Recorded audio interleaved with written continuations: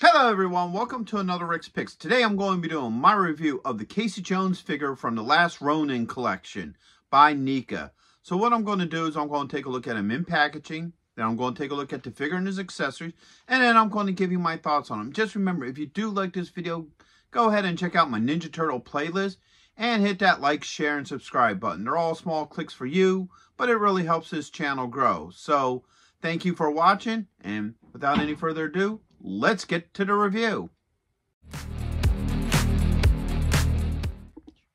So here he is in packaging. I really like the packaging for this. I love how they use the comic book art around the whole packaging here. It looks really cool. I like the whole look to it. You got the Teenage Mutant Ninja Turtles, The Last Ronin, his name. You open it up. On this side, you have a picture of the figure. And then over here, you have the actual figure in a clamshell. You can see all his accessories, the figure himself. So I really like that. I like when they do stuff like that. So that looks really cool. All right, spin around this side. You got more comic book art, which looks really nice. Straight from the books. I like this art. I like that they add this onto the box. Spin around here. All right. You get some really cool pictures of the figure in a couple different poses. You get the Last Ronin here. You get a little bit of a story about, the comic book and what have you. And then you get this really nice picture of the Last Ronin and NECA. Spin around this way. You get the cover from the first book, which looks really nice. Casey Jones, what number figure he is. Spinning around this way. You got the Last Ronin here, your age restrictions, and your choking hazards.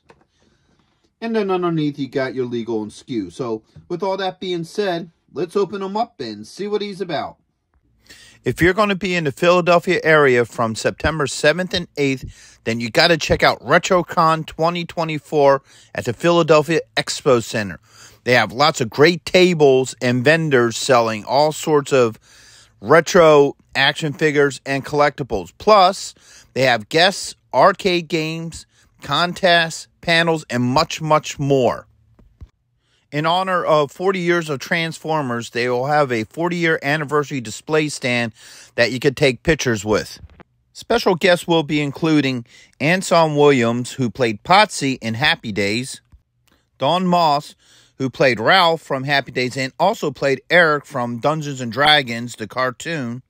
Voice actor Neil Ross, who played the voices of Shipwreck, Springer, and many other iconic 80s cartoon characters. Actor Lee Majors will also be there, best known for playing the $6 Million Man and the Fall Guy. He was also in Ash vs. the Evil Dead and The Night the Reindeer Died. So not only do they have the $6 Million Man, but they also have Lindsay Wagner, the Bionic Woman. So here he is, out of packaging. I like the overall look to this figure. I really do. I think he really does capture the look from the comics.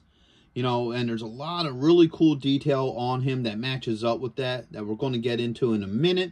So first off, let's start with the rotation. Okay.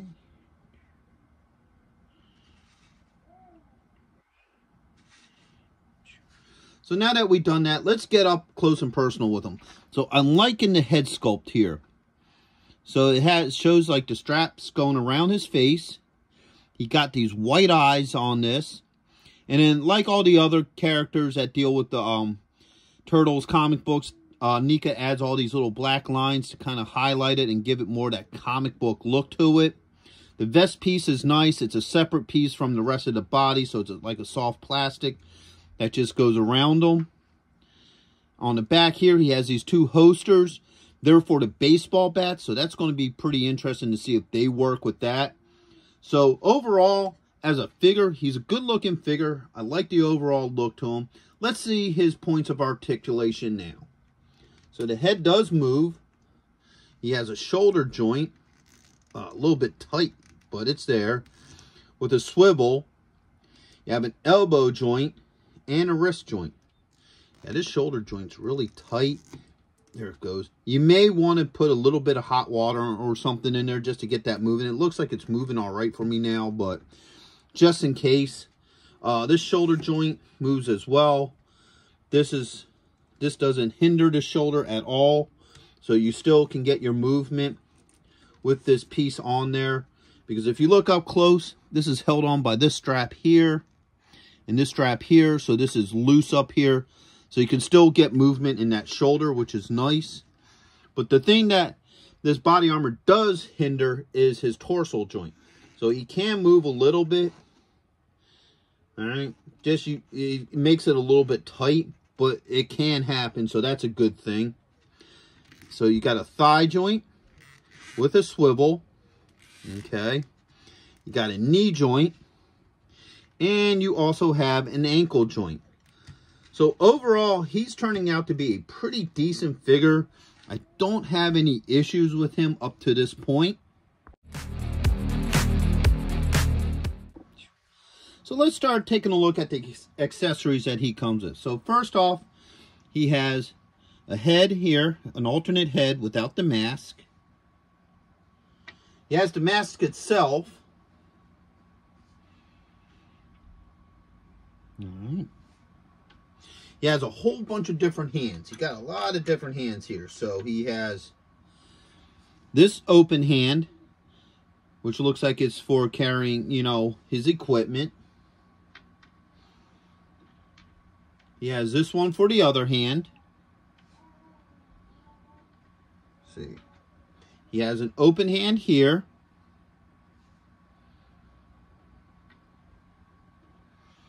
Looks like he has another style carry hand. This one's a little bit wider than the other one. So I guess you have a wide for bigger weapons, you know, with larger handles, and then a smaller one for the smaller hand. Because here you go, for the other side, you can see that this is a smaller hand. You have another open hand here. And you also have another one for carrying equipment.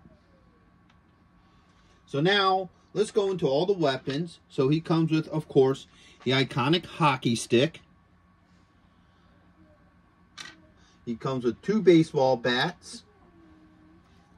1 and 2. He comes with a sledgehammer, which is pretty cool. I do like that. Which is kind of interesting because out of all his equipment, this is the only one that actually isn't a sports tool. You know, something used for sports. This is the only thing that actually isn't, which is kind of neat. And then last but not least, he has his other iconic weapon, the cricket bat. So let's see how well all these work. So first off, let's swap some hands out. I'm going to swap this hand out. I'm going to give this one the smaller hand. Okay, and then this one, I'm going to give the wider hand. All right, so as you can see, they're 2 different size hands. So this one's wider, this one's shorter. And I almost forgot that he does come with his iconic duffel bag as well. So that is there as well.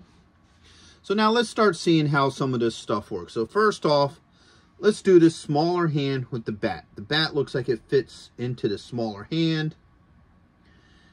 Goes in really well.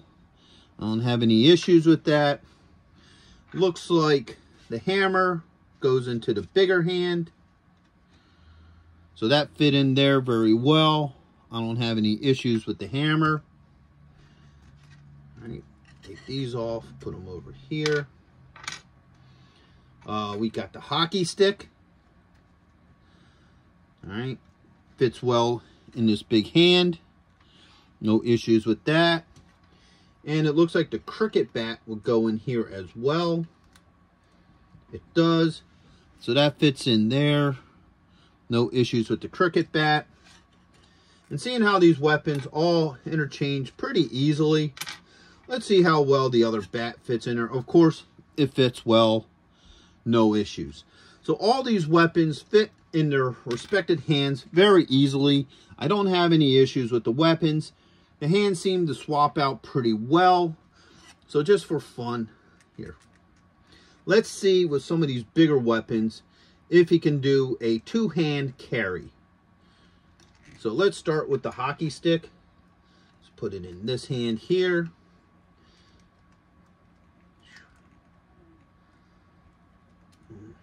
All right. That thumb in there. So he can do a two-handed carry with the hockey stick. No issues with that. So if you want him to hold it with two hands, you can definitely do that. And also the sledge. These hands are a little bit looser for the sledge. But as you can see, he can carry the sledgehammer as well, two-handed. No issues with that either. Now, like I showed earlier, on his back here, there's these two spots, and you can fit the baseball bats in here this way. You could get one, and then you could get two. So you can have the two baseball bats on his back in there just like that. No issues. The bigger weapons don't work in there. I tried getting the sledge in there. You may be able to work it down, but it's still just a little too tight for that. May be able to get the cricket one in there a little bit if you wanted to, but it looks like these were specifically, oops, popped off. Oh, okay, so that's only held on by this hole here, and there's a peg right here. So that can just pop on and off. It's not an issue. Fits back on really well, nice and tight. They may do that just because it might make it easier to put the duffel bag on, which we're going to do right now. So let's pull that off, and let's get this duffel bag on. So we'll do it over this shoulder. Oops. So the duffel bag fits on very well. I don't have any issues with that. All right. Let's see how well all these weapons fit in here. You got that. You got your cricket. Got the hockey stick. And you got your two bats. Now, I believe, yes, I have the same issue with this duffel bag that I have with any of the other ones. And that's the fact that his weapons fit in there way too loose. So, you know, if you turn this over, everything comes pouring out. I wish they would fit in there a little bit more snug. Like maybe they might have something in the bottom that allows them to fit a lot more snug. But they don't. They fit very loosely in there. And I think the other comic book, Casey, did that as well. I think that's the one for the Mirage comics, which I did do a video on that if you want to check that one out. But I think he had the same problem to where everything just fits so loose in there that they just all fall out. Now let's see if you can still keep this on him and have the duffel bag on as well. You can, but see, with that on there, it sits really tight across his neck. So that won't work. So if you want him with the duffel bag, it's probably better just to take that off, because now the duffel bag will sit a little bit lower on his neck here where it should be. I still think that's a little too tight up there. I think it should have been just a hair looser. Yeah, it still works. I think what it is it's just having a problem. There we go. All right, so I worked the duffel bag down where now you can get a good carry on it. No issues with it. So overall, so far, everything works well with him. The last thing we need to check is the headpiece. Sorry, I dropped the stand. So let's see how well that swaps out. So, all right, that head came off. All right, so here's an issue with this figure. So, in pulling the head off, you got this double ball joint. And I pulled the whole ball joint out of there when only the head was supposed to pop off. So let me see. And sometimes this can be an issue with some of these figures. All right. So all I used was a pair of needle noses. Pull that out of there. And you could pop this joint back on here just like that. No issues, still nice and tight. But I have experienced that issue with a few figures. Not just NECA figures, but like other things, like a couple of Super 7 figures I had that issue with and so forth. So that's something to be aware of. It can happen. Doesn't mean your figure's broken. It's just you got to pull it out of the socket, because sometimes this socket might be a little bit looser than the head. So that's just something to let you guys know. So let's put this head back on. All right. So this head fits on nicely.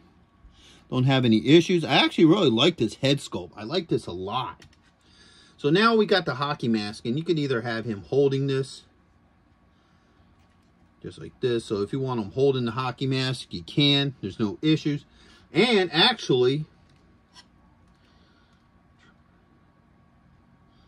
boom, this hockey mask actually fits pretty well on his face. So if you look at it on his face, that fits pretty well.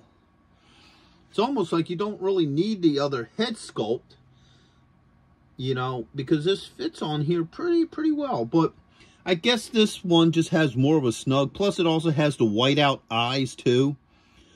So if you just want, you know, a real snug fit, you don't have to worry about the headpiece coming off. I guess you could go with this, but as you see, the hockey mask fits on very well on this figure, so I don't have any issues with that at all.